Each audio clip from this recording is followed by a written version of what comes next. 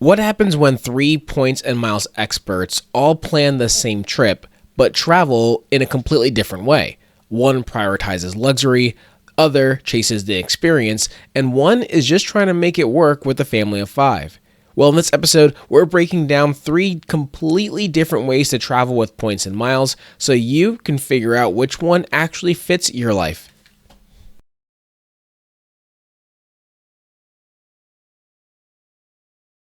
Welcome to the Revolutionizing Your Journey podcast. I am your host, DeAndre Koch. I've got an amazing lineup today for the show, but before we introduce the amazing group that we have, I wanted to give a few quick reminders that we always do. First, you can catch all these episodes in their entirety on our YouTube channel.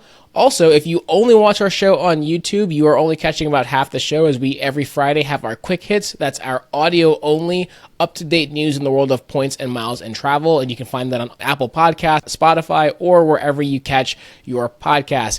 And don't forget, we now have our new podcast library. So if you're a beginner and you want to filter through just our episodes that are great for beginners or business owners or for flight deals or whatever it may be, you can find that on our podcast library on our website. And wherever you're watching this, don't forget to leave a like, leave a rating, subscribe, do all the things. Now, I am super excited because we have an incredible group here today that I was on their show a few weeks ago or a few months ago talking through my quote-unquote trauma with getting the new built card, or lack of ability to get the new built card, I should say. But today they are on our show, and this is the first time all of them have been together on a show as a guest. So I've got to introduce Serena, Miguel, and Mitch of Let's Get to the Points. Welcome to the show, guys. How's it going? Hi, DeAndre.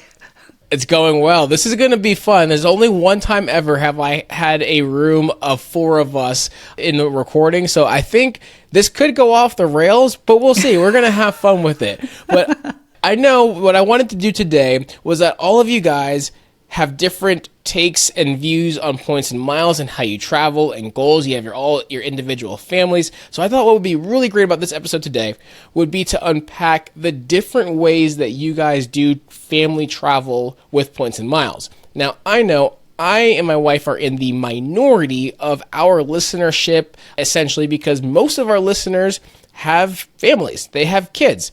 They're married. Well, I don't know about the married part, but they have families and kids. So from that standpoint, I wanted to make sure that I'm always giving content that's relevant to them and figuring out different people's travel styles, because sometimes people are going to figure out who they relate with, who they can connect with as well. So let's talk a little bit today. We've got 3 points and miles experts, 3 different travel styles. Let's talk a little bit about the differences. Before we do that, I love to get some intros, and I'll start with you, Serena. Can you tell us a little bit about yourself, your background, what do you do, where do you live, and how did you get into points and miles? Hi, DeAndre. Hi. I live in the San Francisco Bay Area, so my home airport is SFO and Oakland. And points and miles was something that I started in college because I was in college away from home, and so I started collecting United miles. So it's been a long time, and it's not until maybe a decade ago when I started really getting into it. But since college, I've been accumulating miles and using it mostly for economy trips. And now with the family, we love the good life up front on the plane. And so we like to travel luxuriously around the world. I love that. Miguel, you're up next. Hey, DeAndre, thanks for having us here. So I am based in El Paso, Texas. So the main thing about where I'm located is that I always have to take positioning flights. So that's like the number one thing that I always think of whenever there's a flight deal, because I'm like, yeah, but it's probably not going to be from my home airport. I usually travel with my family, and most of the time it's with my 3 daughters. And when we do family trips, it's whatever the points is times 5. So it can get pretty complicated. And how'd you get into points and miles? I actually got into points and miles around the time of COVID. Believe it or not, the first card that I applied for consciously, because I researched it, was the Amex Platinum. And I got that March 13th or March 12th or March 13th of 2020. So for the rest of the year, I was hoping I was going to be using that Centurion Lounge, and it did not happen because, as you might remember, they were closed for a while. But what got me down the rabbit hole of points and miles was actually a lounge visit. I was on a work trip with my manager, and he said, "Hey, do you want to go to the lounge with me?" I didn't know what this was. I said, "Okay." And I went in, And this was a priority pass lounge, so it wasn't anything, crazy luxurious or anything. But the fact that I could get my own snacks and drinks and they were free, and I was like, what? Like, I didn't know that this side of the world existed. I would go to my gate and that was it. And I went to this lounge and I'm like, okay, I want to do this too. How do I do this? Oh, use a credit card. He had the Chase Sapphire Reserve.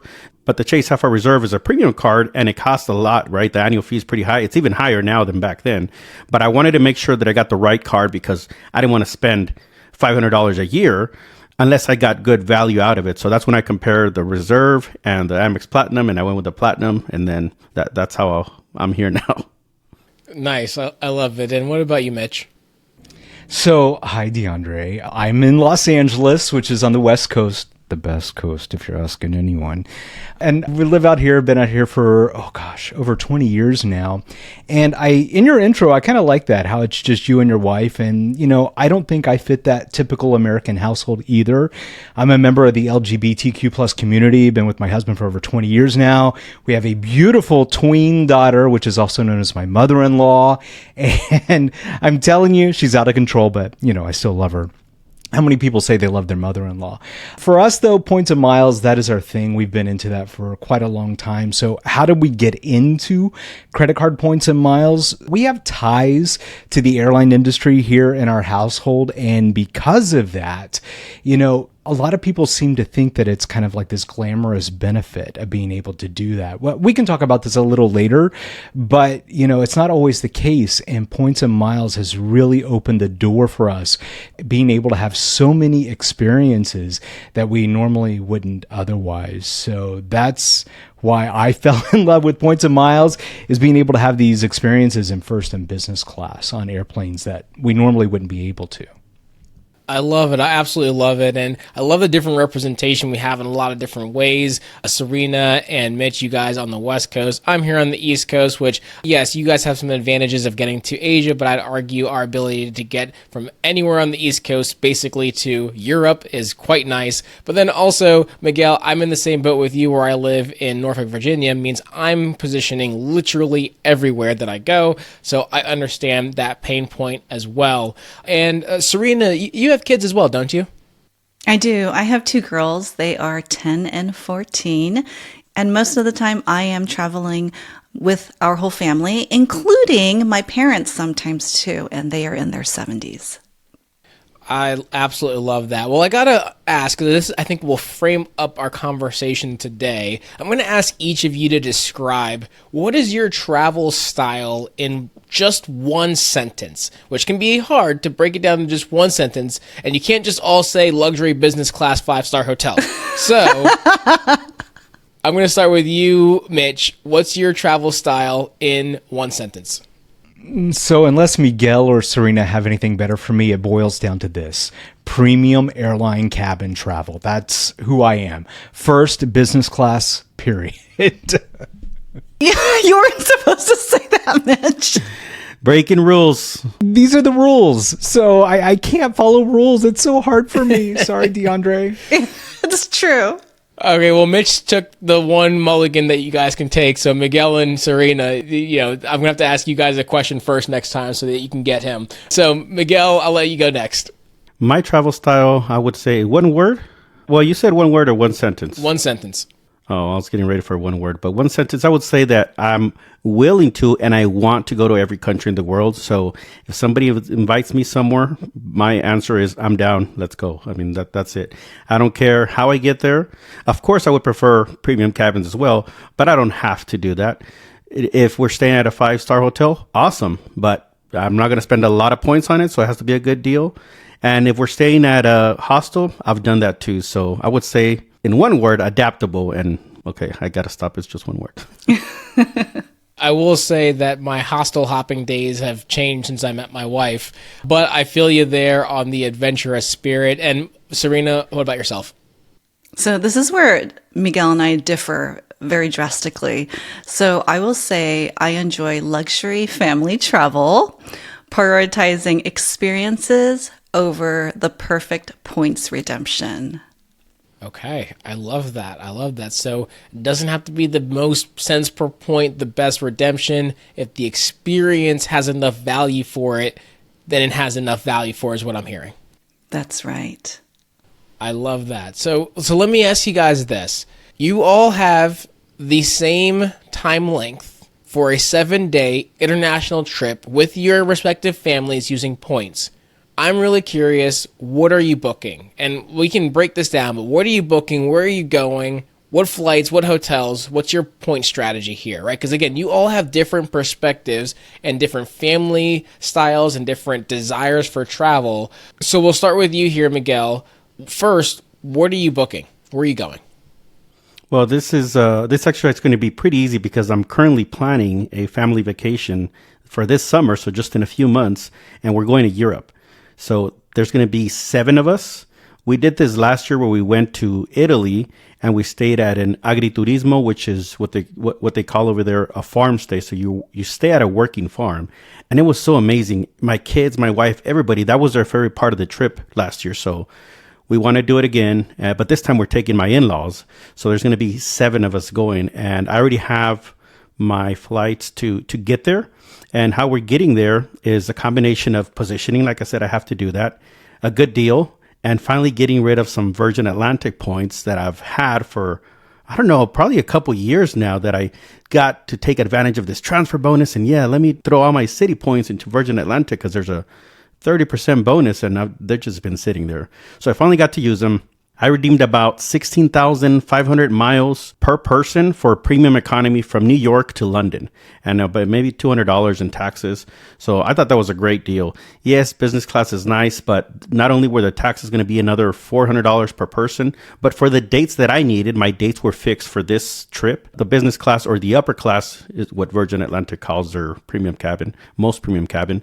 They were just a lot more expensive. So that's what we're flying. We're flying Virgin Atlantic Premium Economy to London.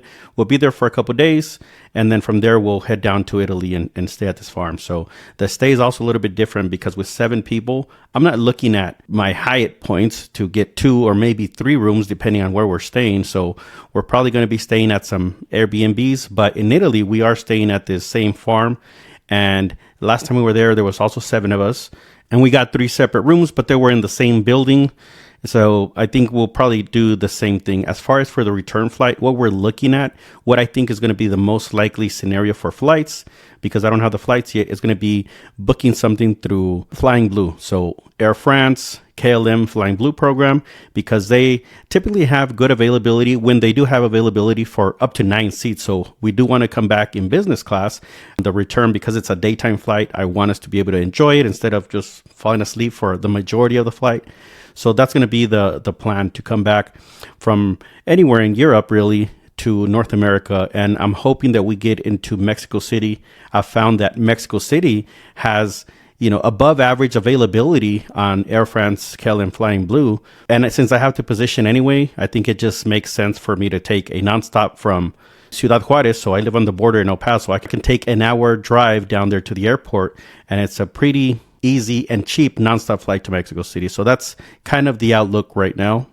I love that. Real quick, Miguel, before we move on to Mitch, it sounds like, and I've had some friends that have stayed in places like this. I'm wondering if it's the same. You said it's a working farm. It sounds like it's one of those places where you stay there. I mean, there is a cost for your stay, but you are actually working the farm a little bit as you're staying there. Is it one of those places, or is it just you're staying on a working farm, but you don't actually have to do any of the farm work? Because I've seen both of those actually happen.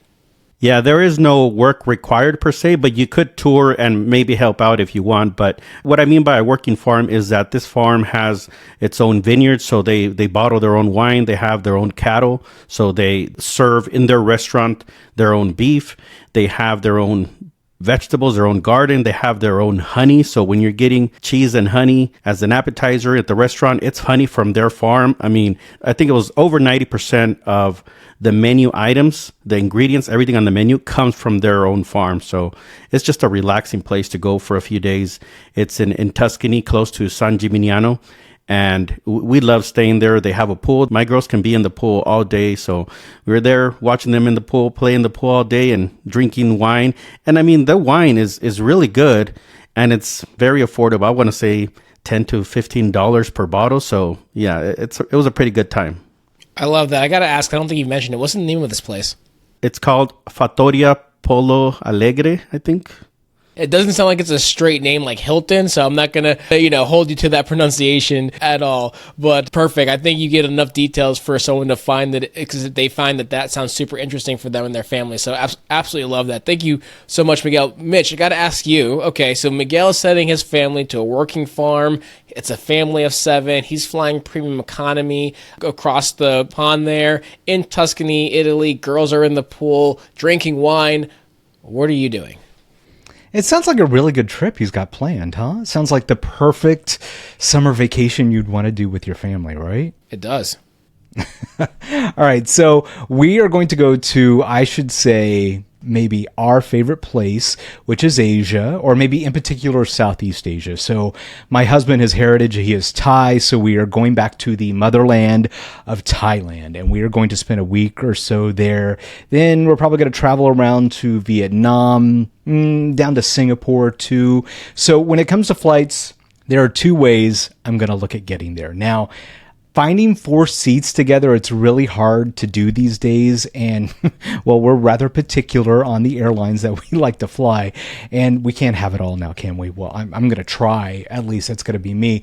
Anyway, we're going to be looking at getting us over to Thailand via Starlux. And we're probably going to book this via Alaska Airlines Atmos Rewards program, which is a really great program, by the way. This business class redemption, it comes in at about 85,000 points per person, and that's with their new program, and you get a free stopover with that as well. So we're going to probably stop in Taipei. We're going to hit up a few claw machine arcades there, because that's my new favorite thing to do there. We're going to find some really good hot pot restaurants. Then we're going to go on down to Bangkok, and we're going to be returning to, well, hold on. How are we going to get out, or where are we going to stay? What's more important? I guess where we're going to stay in Bangkok. So we're going to stay at the Park Hyatt Bangkok, probably one of my favorite properties to stay at in Bangkok. Their mango cut at their breakfast bar is probably the freshest mango you're going to have in your life, right? So we're going to spend a couple of days there at the Park Hyatt Bangkok. It's going to be fantastic. It's a great location of town as well. Now, getting back, we're going to be taking my original lover of airlines, which is Singapore Airlines.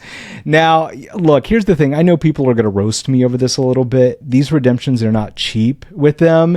And I get it, right? But the cost, it comes in at about 112,500 points each if you're going to book via their program, which is Chris Flyer. Now, the good thing about this, though, is their taxes and fees are pretty low for this redemption. And sometimes you can usually find more award space with their program, Chris Flyer. So that's what I'm going to be looking at. Normally, if you can find it, it's really hard to find these days. You might be able to find it with Air Canada's Aeroplan program for a little cheaper. I think it's about 87,500 points for that. But I haven't been seeing a lot of that these days. So I'm just going to go for the sure thing in my family. So that is our trip. We're going to have a great time. We're going to spend a couple days in Singapore. I'm looking at the JW Marriott down there. I'm really liking that property down there. And we're going to have, I say, 5 nights down there. It's going to be a lot of fun. So that's our trip. We booked this so many times, I could probably do it in my sleep because we love going back to Bangkok and all through Southeast Asia. I love that. I've said this many, many times on my show. Thailand, one of the favorite, well, it's still one of my favorite place in the world. Every time I say that, my wife gets a little upset because I haven't brought her yet. So that was before we met. So that is on my radar to make sure that we get back there. We're looking at possibly next year. But we did go to Singapore. I think it was last year. We actually stayed at the Marina Bay Sands. So I absolutely love Singapore. It's a beautiful, beautiful country. Very small. A lot of things to do in a very small area. So absolutely love that breakdown, Mitch. I think that was fantastic. I love the way you talk through the point strategy and everything else and the nuances there. So I got to ask you, Serena, we've got Tuscany in the pool. We've got Southeast Asia with Bangkok and Singapore, a little bit of a stopover in Taipei with the claw machines. Where are you and your family going? You know, incidentally, my family, we're leaving for Taipei soon, and we're going to be attacking those claw machines. We actually influence each other a lot. And when I saw Mitch at those claw machines, I knew I had to take my kids. And he gave me all the tricks and tips. So I'm excited. You're going to love it. I need to Google search these things. I have no idea what we're talking. I mean, I kind of know what we're talking about, but I feel like it's on a different level than what I'm thinking in my mind. So I think I'm going to have to look into this. Definitely on a different level. I'll send you some video later, DeAndre. Okay, got it. So I'm going to take you on an African safari. So this is something that I've been wanting to take my family on for a long, long time. And I think my kids are at the right age. Well, there'll be less whining and more appreciation, especially when we're going so far to that part of the world. And one of the ways that I would like to book this is on Qatar's Q Suite, which is the best business class product in the world. I think you guys can agree because we've all been in that product, right? Except for the fact that I never got to play Mario Kart in the quad like you guys did, which is the most unreal thing I think I've seen in Points and Miles Instagram ever in my life. And for listeners, you know what I'm talking about. So in Qatar Q Suites, you've probably heard of that, right? It's the section that, you know, it turns into a bed, the two different interior suites, but it has the quad, which is basically where you can get 4 inside sections that kind of create this essentially 4-bed bedroom in the middle of the plane.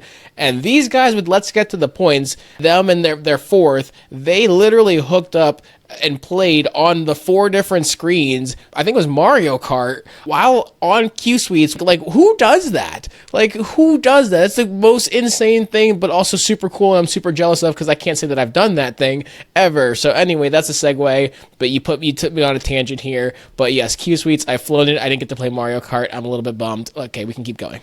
Well, we can thank Miguel for that because he's the one who provided all the tech and set us up. But it was a lot of fun. And the problem is I showed my kids that same video, DeAndre, and they both are like, I want to do that. So, of course, you know, as a mom, I'm here to make my kids' dreams come true.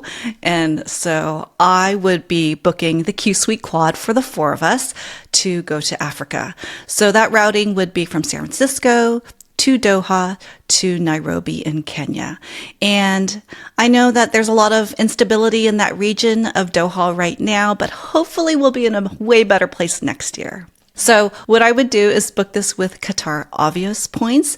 And fortunately, all the major banks transfer to an Avios program, and we can seamlessly transfer points between all the Avios programs. And another thing, there is usually transfer bonuses between 30 and 40% to the Avios program, which can really help too. So I'm looking at this routing from SFO to Doha to Nairobi at 85,000 points in business class per person. But on Qatar's website, you can only find 2 at that saver level. That means the next 2 tickets I would have to buy at 170,000 points. Now, I know that's a lot to stomach, including for Miguel. He would probably never do that. But transfer bonuses help. And when you average it out with a transfer bonus, it ends up being only 99,000 points per person in business class. And when you're thinking about 20 plus hours on a plane in the best business class in the world, that makes a lot of sense to me and something I would totally buy and something I would totally jump on. Absolutely, Serena. And I gotta pause you real quick because I'm curious. If you know that you're booking this trip and you've kind of planned, you've done the research clearly, right? You know the 2 saver rates, you know the non-saver rates, you know what it averages out to, you know what you're trying to get, but you don't have the flights kind of figured out perfectly yet. Is this a scenario that when the transfer bonus hits, you would quote unquote do a speculative transfer because you know the goal is that you're going to be using these points in the future, or wait and hope that the transfer bonus is lining up with the time that you actually want to book this? So I know in the Points and Miles world, we recommend not speculatively transferring, but because I know I eventually want to book this flight, I am okay with speculatively transferring. And as long as I have a backup plan for those points, if I don't get the flights I want, then I'm comfortable doing that and I feel okay with it. So absolutely, I wouldn't want to wait for a bonus and it never materialize and that award availability be gone. I'd rather have the points ready and then jump on it as soon as the calendar opens to book it. I love that. Perfect. So we're flying the quad. We're flying in for the safari. Where are we actually going to stay? So I am actually looking at the Virgin limited edition properties. Now, these are ultra luxurious properties. There are only about 9 around the world in the Caribbean, in Africa, and in Europe, and they look gorgeous. There are actually a few in Africa, and the one that I am looking at is called Mahali, Missouri, which is in Kenya on the Masai Mara Conservancy. And I like that one because there are lots of nuances with regard to safari lodges. You have to do a lot of research when it's involved. Some of them don't allow children under a certain age. Some of them are on reserve or national park land. Some are on conservancies and can go off-roading, which means you can get closer to the animals. So I had to do a lot of research on this, and we actually had a show about Kenya where I actually learned a lot about how I want to book a trip like this. That's absolutely incredible. So the points cost of this is, gonna hurt Miguel, really. It's about 165,000 points per night. But fortunately, we also have tons of transfer bonuses from the major banks to Virgin. We see them all the time. So that is another case where I would speculatively transfer in preparation for booking a trip like this. Are you staying one night? Oh, no, Miguel. I could afford one night. So on the way back, are we trying to fly Q Suites as well? Or are we basically just going to live in Africa at this point? Because it's, we're on a beautiful, luxurious resort. So there are different ways to come back home. You, of course, can fly Qatar Q Suite, but there's also another option, which usually has plentiful availability, and it's on Condor. And with Condor, you can book that with Alaska Miles. And I've flown their business class before, and it's pretty good experience. They fly from Mombasa, which is a coastal town in Kenya, to Frankfurt. And from Frankfurt, I can fly back to the US. So that is how I would want to book it. That would cost about 110,000 Alaska miles per person. And you can also book it with a stopover if you find that availability. Nice. I love that. I love all of these unique experiences. We covered Asia, we covered Africa, we covered Europe as well, and very different and unique designs of your travels.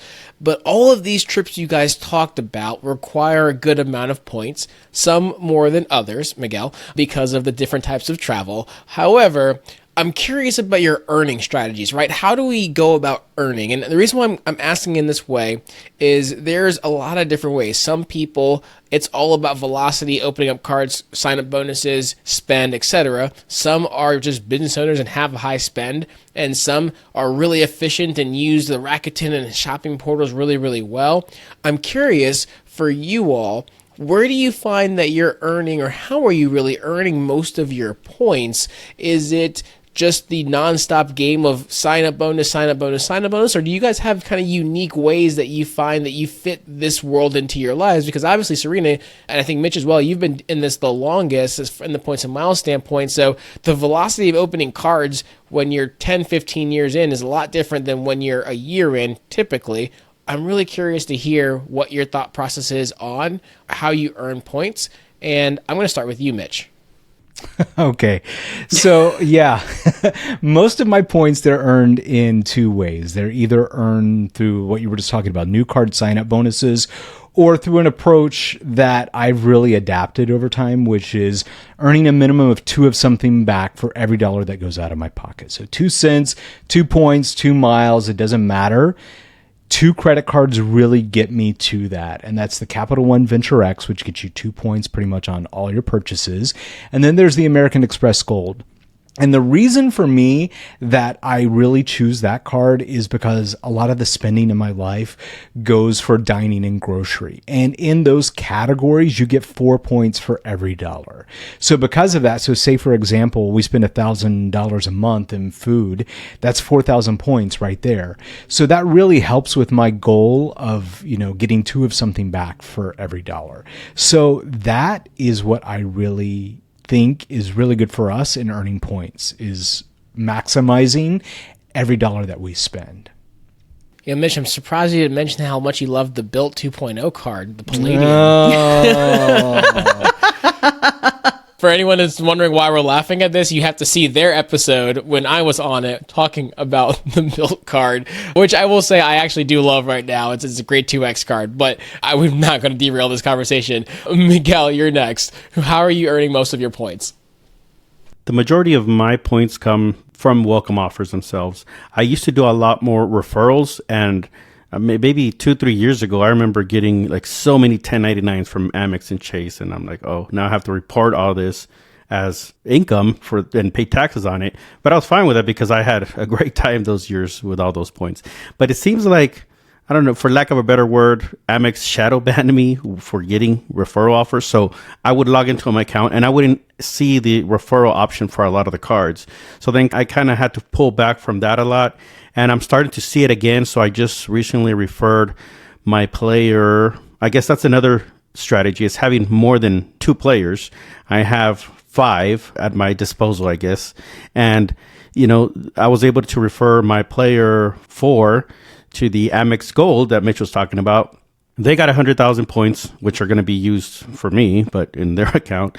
And then I got 25,000. So that's an easy 125,000. That's 2 seats in business class. Coming back from Europe, I need 5 more. I love that. What about you, Serena? So I need a t-shirt or a hat that says, always working on a sign-up bonus, because that's me. I'm always using a brand new card that I just got with a welcome offer.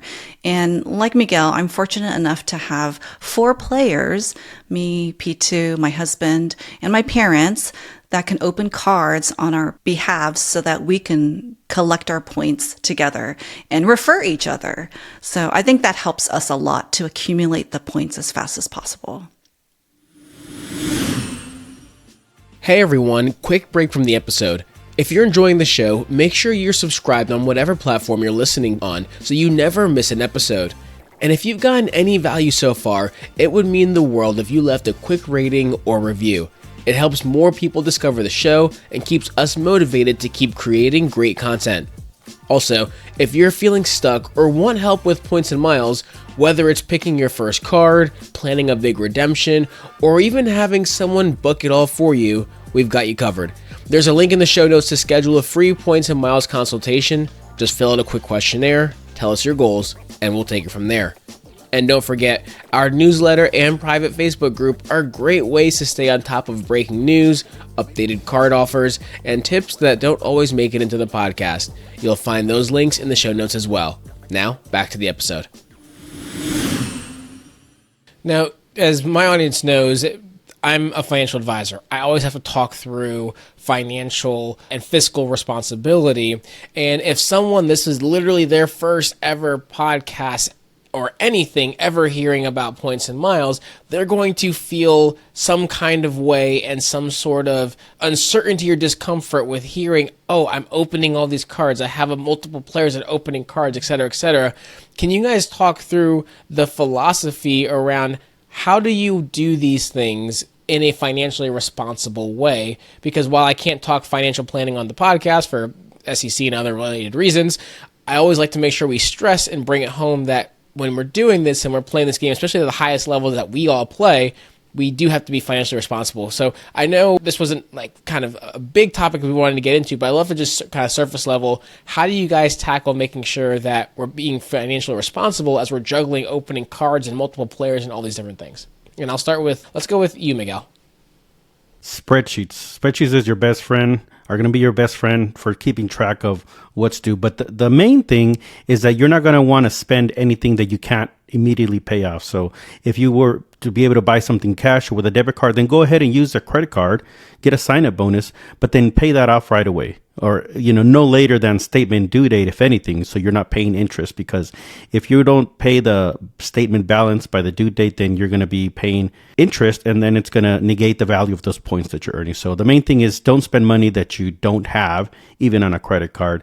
And as far as, your player 3 or 4 or 5, it's also important for them to know what's going on. And the way that I got my parents into this, which are my players now 4 and 5, is that they, my dad likes to pay cash. He's old school Mexican. He's just like, opens his wallet. He's got all these hundreds. And I'm like, put that in the bank or, under your mattress or something. But Mexican dads like to carry around a lot of money. So he would go buy stuff and pay cash. I was like, hey, Dad, can I pay for this? And then you give me the cash. He's like, okay. So I started doing that. He'd buy a TV. One time he bought a trailer for his business. I was like, $12,000. I was like, let me pay for it. And then he's like, okay, whatever. So then I started taking them on these trips with me and flying. And I think the first business class trip I took with him, we went on Delta to Europe, and then we came back on Lufthansa first class. So my parents and I came back. And then once they saw that, they're like, oh, that's what you use these points for. So they were more open to letting me open cards on their behalf. So this last card I got for my mom, the Amex Gold, she was going to buy some couches. It was like $2,700. She's like, oh yeah, use my Chase card. I'm like, but then you're only going to get 2,700 points. I'm like, let's get you a new card and you'll be halfway done for, 100,000 points. She's like, okay. So then now, I don't even ask them anymore. I just let them know, hey, there's going to be a new card coming in the mail. Let me know when it gets here because I needed to use it for something. But spreadsheets is what you're going to need to keep track of all this. I love that. Serena, anything to add there? I agree with Miguel. I also have a spreadsheet as well, and it helps me keep on track. I'm also being very strategic about the welcome offers and the cards that I'm signing up for. So, for example, most recently, I opened the American Airlines credit card, the consumer version of the card, which has an in-flight offer of 80,000 points with only $1,000 in spend, and the first year fee is waived. Now, for me, who is a lover of redeeming American Airlines miles for partner flights, this was a no-brainer for me, and I looked at all my players to see who is in line for signing up for this card now, and can we meet the spend on it? And then I'm opening the card. So I'm being strategic to make sure we can make the spend and we can pay it off in full on time. That's awesome. What about you, Mitch? So it definitely goes back to what Miguel and Serena were saying, especially Miguel. This is kind of a hustle when you're getting these credit cards and you want to play this game of points and miles. You really got to stay on top of it, and you really got to pay it off monthly and avoid the fees and the interest. That's the most important part of it. The other thing that I would say to this is something I have learned over the years doing this is, and look, first off, let me preface by saying I'm no financial advisor. I'm no professional in that field. But what I have found is that there is only really one, well, maybe two times in my entire life that my credit score has really mattered. And that has come when I've been buying my house. So in that time, I've really had to be careful with how many cards I'm opening, how many cards I'm closing, actually how much I am charging on my cards and paying them off every month. That's about the only time that it's ever really been an issue with anything in my life when I've been trying to make a purchase on a house. Other than that, your score is going to fluctuate. It's going to kind of go up. It's going to kind of go down just a little bit here and there when you're getting these new cards. It doesn't really matter in the overall scheme of things. What matters is that you're paying your cards off every month. And there's a lot of rules when it comes to this. Like if you're going to get this card, if you're going to get that card, it's a lot of strategy that goes into that. So that's the stuff that you really want to be thinking about. It's funny to me when some people will say, you've got 26 credit cards. Yeah, I got it. It's just how you manage it and how you use it. I think that's what really matters. I 100% agree with all of the things that you said. And Mitch, you talked about credit score. On our site, we actually have a kind of comprehensive guide for points and miles. And on that guide, I put my credit score on there every single year. It's a screenshot of my FICO credit score. And I don't know how many cards I have. I think I have 20 something as well. It's an 860. It was the last one I put up there. I think the last one before that was like 850 or 840 or whatever it may be. I don't say that to brag. I say that because, again, when you play this at the highest level, as you said, your credit score matters, but there's very few moments where it actually matters that much. And by having cards doesn't necessarily equate to having debt. When you have debt, that can create an issue, that can create a problem. But if you have good financial management through spreadsheets, through processes, that's really important. So I love all the things that you guys said there. So I'm actually going to go back to you, Mitch, because you mentioned strategy, that specifically that key word. And I really want to know from all of you all, because while we all play the points and miles game, and we all love this hobby of travel and business class, or mostly business class / premium economy, Miguel, flights, all these different things, we all have different aspects of our strategies that we might find are more unique to us in the way that we travel and the things that we do. So I'm really curious, guys. And again, I'll start with you, Mitch. If someone was to copy just one part of your strategy that you find is the most unique, most valuable, that you think you do that maybe Miguel and Serena do not do, or vice versa, what would that be? Oh, this is a tough question. What strategy? I don't know if I'm a good role model sometimes. I really struggle with that. So this is a hard question for me. I think what I really want to say about this is something that's, probably not even, how do I put this? I think what's important is it has to do with time.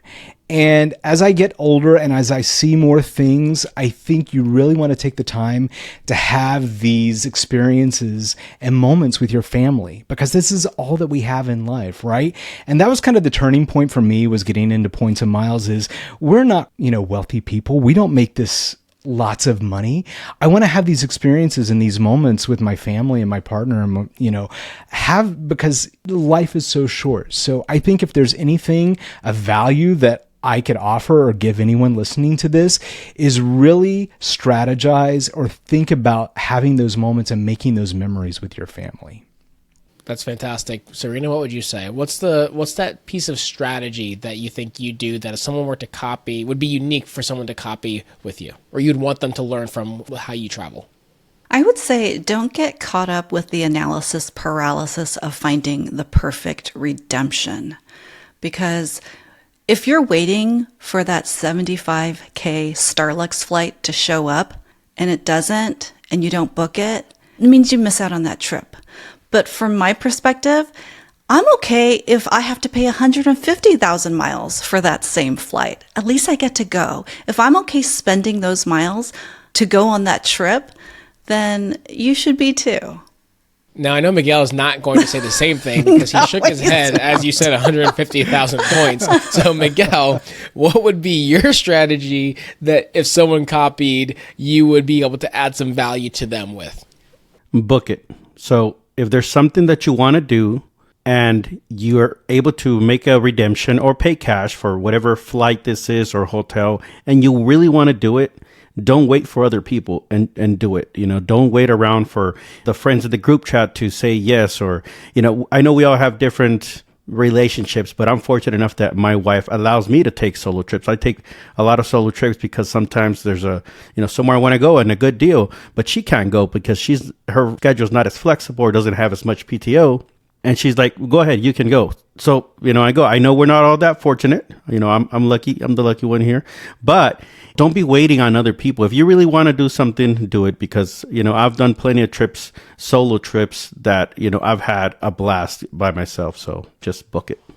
That's fantastic, guys. And I love all the different perspectives. And I think there's something here. I have a muscle I've never really had to flex, because when traveling points and miles, it's usually always only ever been me, or now me and my wife. So I have a skill set I really haven't had to develop too much of booking large families, 4 people, 5 people, 7 people. I feel confident I could do it, but it's been pretty nice just only having to find 2 seats for everything that I do. So I'm really curious, what are some of your tips on how you guys find availability for multiple people? I know, Serena, for you, you mentioned that you're looking to book a quad and you can't necessarily get the saver rate for all 4 seats. So you did allude a little bit to that, but I'm curious in general, what tips would you have for the listeners out there on how to find availability for these trips to Tuscany or Southeast Asia or Africa when you're talking about more than just 2 people? And I'll start with you, Serena. So I'm a big fan of alerts, and specifically Seats Aero alerts. I set tons of alerts, and those alerts have created family vacations for me. So with the school calendar in our school district, we're very fortunate to have the school calendar available sometimes 2 years in advance. So I know our holiday breaks. I know when our summers start and end, our winter breaks, Thanksgiving, spring break, all of those I know. So I am putting those alerts into Seats Aero as soon as I get those dates. And you can even put those alerts in before the calendar is even open. So as soon as you get your calendar and you know what dates you want, set those alerts so that you can get notified when that award availability pops up for you. Mitch, what about yourself? So I ditto on Serena. I just copy Serena, everything that she does in life. It's just easier if we all just do what she does, right? So I don't know. This is a loaded question for me. It's a little bit difficult. I get it. It's not lost on me trying to find award space for 4 people. Definitely you're going to need these tools to do that unless you're really obsessed and you love searching and looking at award space all the time. It's going to be very difficult to do. The other thing that I think I would say to this is look to some of those programs of the airline that you're actually going to try to book. I talked about Singapore Airlines earlier. So sometimes, they don't necessarily release award space, if any, to other partners, but sometimes they release it just to their own award program members. And because of that, they sometimes release 2, 3, 4 seats. You can find that. So that would be my advice, whether it's going to be Cathay Pacific, their program, look to those specific programs. Yeah, you're probably going to pay more points. It's probably going to be more taxes and fees, but I think that's part of the strategy, in addition to using these tools in finding these larger amounts of award seats. Miguel? I cannot plan 12 or 13 months in advance. It would drive me crazy because I would see some other good deal and I'd be like, let me cancel that so I could do this one instead. So I'm more of a, chase the deal type of person. So if I see some alerts that I also use sometimes, or a lot of these newsletters with award availability, one of the free resources that we use is our friend Find Flights for Me. He has a free newsletter and he'll send out alerts when there's award availability. So I see those emails come in and I'm like, oh, is this something we'd want to do?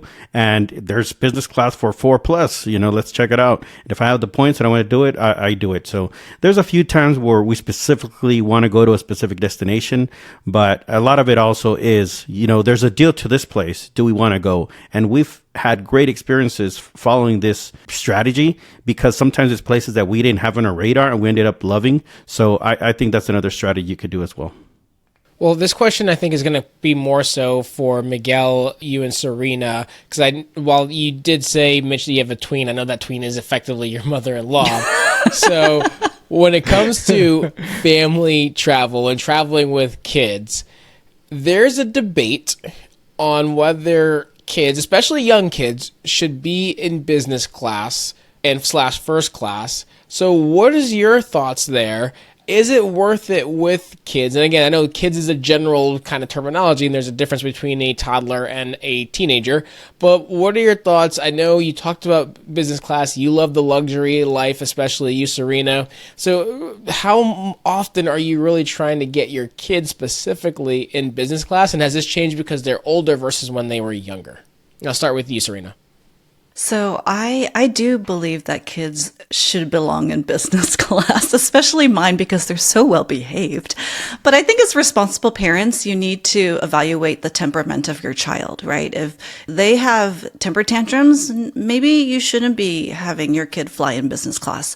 Fortunately, my kids are very well behaved in public. They only throw tantrums at home when it's just for me, right? But I know that they'll behave very well on a plane and in business class and won't disturb other passengers.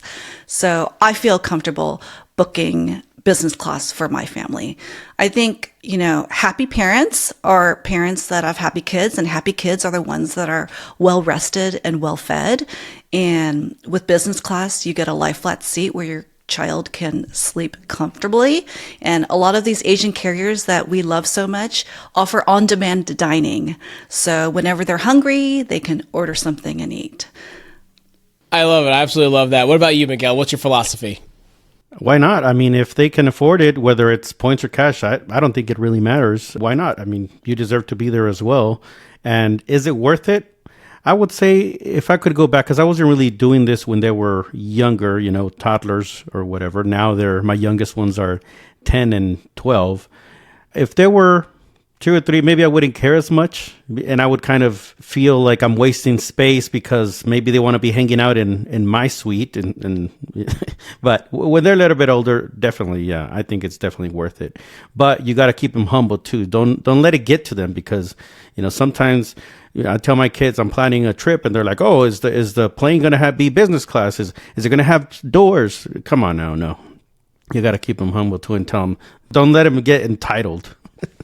Guys, this has been fantastic. I love the different thought processes across the board and everything else. And I love the different approaches to travel and the different styles as well.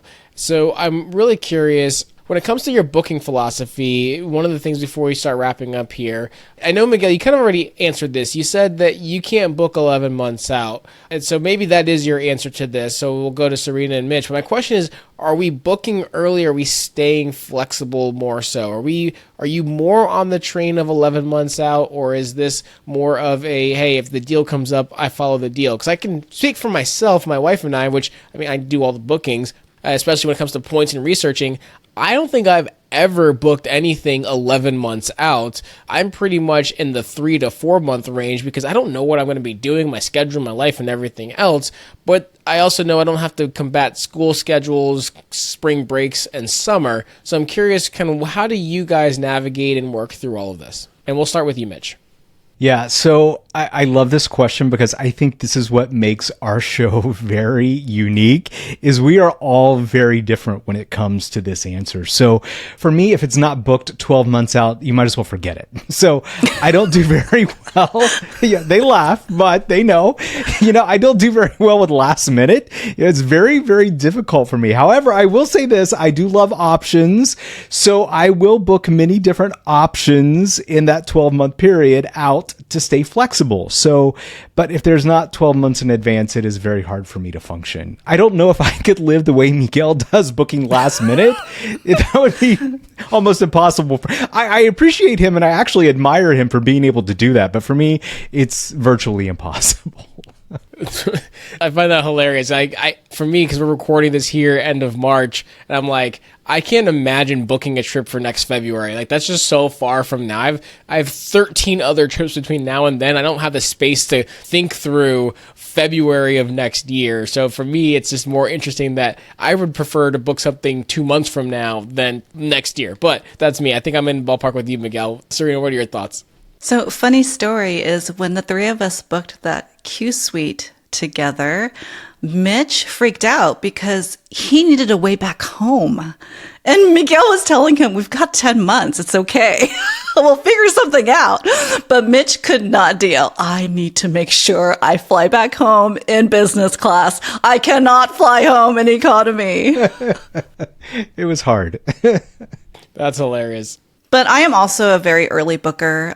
Many times I find myself in this situation where I have a flight there, but I often don't have the flight back home. And in those cases, I may have to fly economy. And, we're talking a lot about business class, but my family flies economy a lot as well, to keep them humble. But sometimes economy is the only option. So, Miguel, when they say last minute, are you like Lufthansa 2 weeks notice, booking within the next 2 weeks last minute, or is last minute for you more like a month or 2 or 3? All of the above. I've done it all. But, usually I have some type of backup flight or backup plans. But I have booked Lufthansa first class like the night prior. So maybe, 10 hours prior to departure or something like that. So, yeah, I've done it all. But I can't do the 10 months in advance or other. I don't have time for that nonsense. Unless it's a very aspirational product, then he'll do it.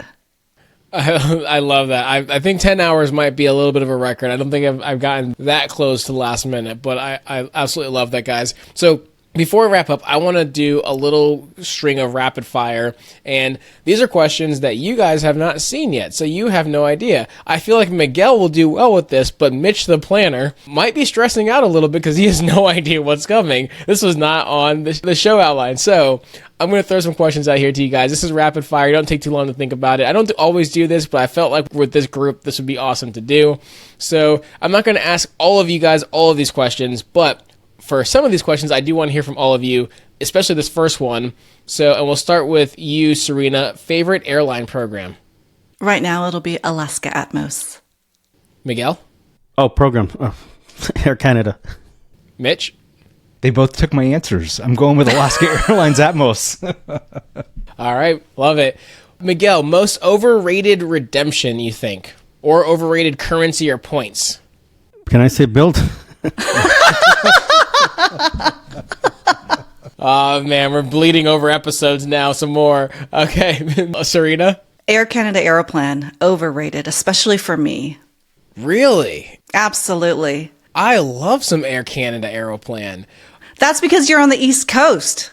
Oh, got it. I'm on the West Coast, and the only thing I can book is Egypt Air from LAX to Cairo. That's the only thing we can book.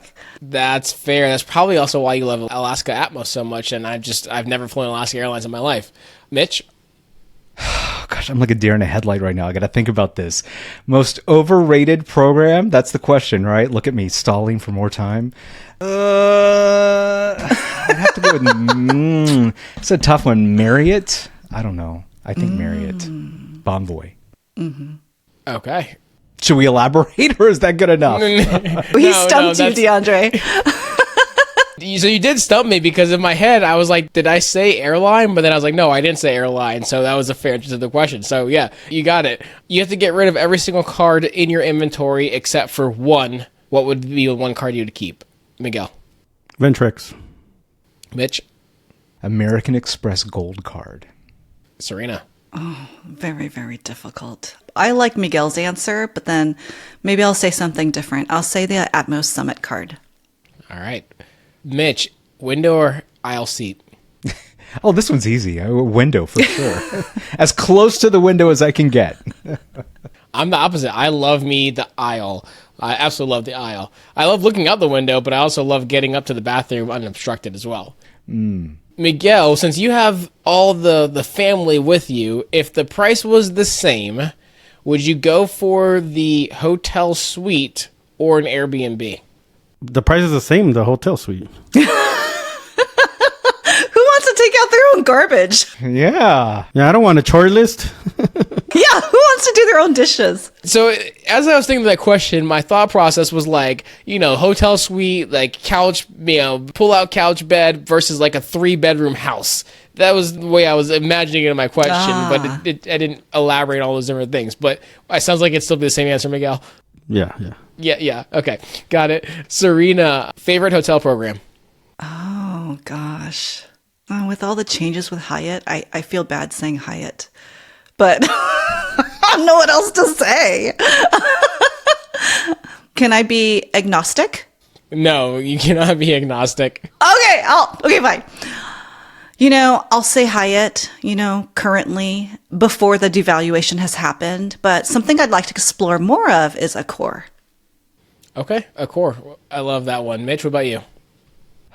I'm with Serena. I'm struggling on this one. Can I go off the rails on this one? Okay, go off the rails. We'll allow it. Okay, American Express Fine Hotels and Resorts. I'm really digging those credits. It's a really good way to get some of these luxury properties. Serena she's made me see the light on this, and she's done a really good job of talking about this. So, maybe no longer hotel programs. Maybe it's these credits that we start looking at. Okay. What about you, Miguel? Advantage Hotels. I'm no longer loyal to hotel chains, so I'll book any hotel, and if I can earn AA miles and status loyalty points, then that's what I'm doing. So Advantage Hotels. Okay, I love that. So, and a little bit unique there, going with the Advantage Hotel side with American Airlines. Serena, favorite transferable currency? I will say Capital One. Really? Okay. Yes, only because it allows me to transfer to both Japan Airlines and EVA. Got it, especially for the trips that you want to make out to Asia. Okay. And Miguel? American Express, and only because they've been very generous over the years with being able to get a lot of points through sign-up bonuses. And for me, it's more important to get the flights, so they have more transfer partners than the other big banks. And I really don't care as much for where I'm staying with the hotels, so I'd rather use most of my points for these premium cabin flights, especially with a family. So I'm going to say Amex. And Mitch? I follow the path of Serena here. It has to be Citibank, because she has really turned me on to EVA, being able to transfer to that program. Citi points are hard for me to get, so it's not necessarily the right answer, but it's the right answer for this rapid fire. And then Mitch, what about the best redemption you've ever made? Oh gosh, we have to go back to this? Right back to me? Okay. See, I need time to think about this. I struggle. I know. That's why I'm throwing it back to you quickly. Best redemption or my favorite redemption? That is so hard because I'm not one of those people that chases the deal. Like, I couldn't care less sometimes. Okay, favorite. All right, favorite redemption that I have ever made, probably Korean Air First Class. It was my first time ever flying the A380. And to me, that's a memorable moment that I won't forget. So yeah, favorite redemption. Serena? So I will say it was the six of us, me, my husband, my two kids, and my parents flying on Japan Airlines in business class to and from Japan right after they opened up after COVID. That's awesome. What about you, Miguel? Favorite redemption is going to be the St. Regis Marsa Arabia Island in Doha. And this was for the World Cup when there was no points availability because the demand was so high. And it was actually a mistake. Went back and forth through emails and strategized how to be able to keep my reservation. But it was pretty much a $30,000 stay, truly, for, the 5 nights that I was there for only 160,000 Marriott points. Oh my gosh, that's incredible. That's amazing. I was actually in Doha the week after the World Cup for my first time ever going to Qatar, so that's really cool. And Serena, a destination that exceeded expectations. I will say Greece, specifically the island of Crete. I didn't know how much I would enjoy it there, or maybe it was just the olive oil that I like so much, but I really love it there. Greece has beautiful water, great food, nice people. And Mitch, I know you're expecting me to ask you the same question, but I'm throwing a new one at you. Okay, I'm ready.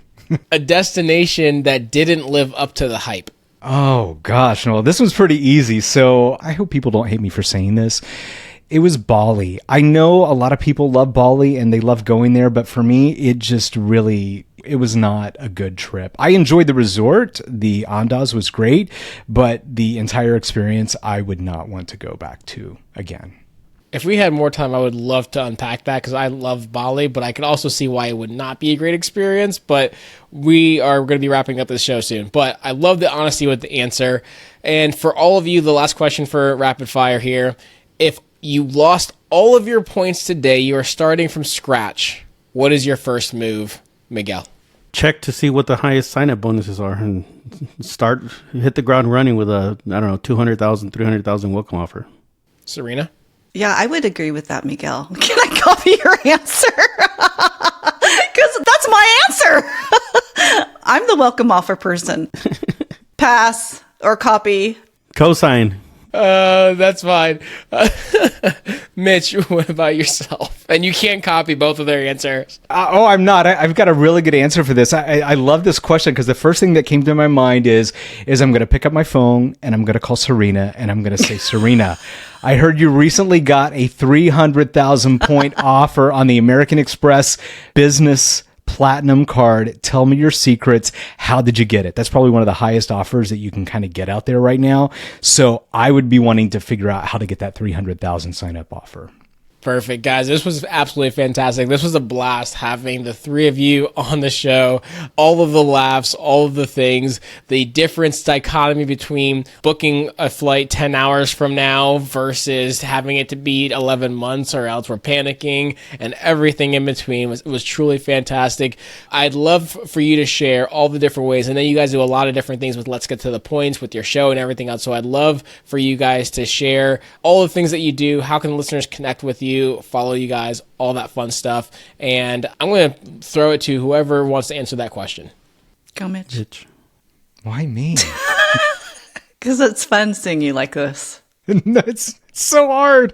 Usually we're in control, right? But we are not in control here. So it's so funny seeing Mitch in this position. All right, let's see if I can do this. You can find us on YouTube. That is our primary platform. And we really believe in creating a community of points and miles people and having fun. It's funny that you mentioned that because that's the one thing that I think I love about our show so much is how much we laugh, how different we are, and the difference of opinions. I don't think there's anything better in this world right now when you can have those conversations and it's just different ideas and different, places and things that you want to do. And that's what our show is all about. And what's even more fun for me is we get to do it on YouTube and we get to see our reactions and our faces. So that's what I would say is look for us on YouTube at Let's Get to the Points. Awesome, guys. This has been a fantastic hour-ish that we've spent here today. I do appreciate each and every one of you on the show. Before we wrap this up, there's two questions I usually always ask. The first one, I'm not going to have all of you guys answer, but I'd love to know if you can think of who's one person that you think that we should have on the show that would add a lot of value, be really fun for our listeners to listen to. Somebody I mentioned earlier was our friend Find Flights for Me, and he provides a free resource with a newsletter or on Instagram for award availability alerts. So I think that'd be a pretty good guest. Awesome. We'll work to get him on the show for future episodes. Guys, before we wrap this up, any last final thoughts, final words, final pieces of advice, final jokes, or anything else before we send this one to wrap up? I just want to say thanks for having us. Thanks for inviting us, for being on our show, and now for having us on yours. So it's been great meeting you, working with you, and I hope to see you in person soon. Yeah, it's always fun talking to you, DeAndre. Thank you for having us on your show. I think we need to have more conversation about Built. I think that would be really helpful. Maybe another episode, full part 2, I think is what we need. 3.0. I think we could do that. Let's do the follow-up episode with my thoughts after I've actually had the card for 6 months. I would love to do that and be on your show, and I'd love to have you guys back on the show as well. This was absolutely fantastic, guys. Thank you, Miguel, Mitch, Serena, all of you guys. You brought different perspectives. This was really engaging, really entertaining, and appreciate your time here today. And for the listeners out there, if you enjoyed this episode today, be sure to follow us on all the social media channels, sign up for our newsletter, our private Facebook group, our WhatsApp community, all of those things, but also connect with Let's Get to the Points because their show is a riot. They have a lot of fun, bring a lot of knowledge as well, and they bring you the straight truth, the straight talk, and all the things on their YouTube channel. We'll link to all the things in the show notes, and as always, make sure to travel well, live boldly, and we will catch you on the next episode. Take care.